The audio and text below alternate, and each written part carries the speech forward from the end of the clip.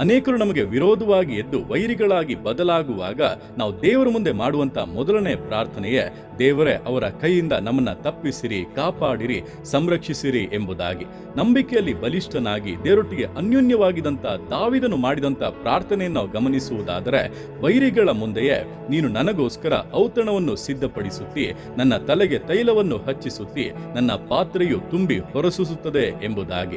ಅಂದ್ರೆ ಕರ್ತನು ನನಗೆ ಕುರುಬನಾಗಿರುವುದರಿಂದ ವೈರಿಗಳು ಎಷ್ಟೇ ಬಲಿಷ್ಠರಾಗಿದ್ದರೂ, ಏನೇ ಕುತಂತ್ರಗಳನ್ನ ಮಾಡಿದರೂ ಕೂಡ ನಾನು ಆಶೀರ್ವಾದವಾಗಿಯೇ ಘನವಂತನಾಗಿಯೇ ಮುಂದುವರಿಯುತ್ತಾ ಇರುತ್ತೇನೆಂಬುದಾಗಿ ಧೈರ್ಯವಾಗಿ ಹೇಳುತ್ತಿದ್ದಾನೆ.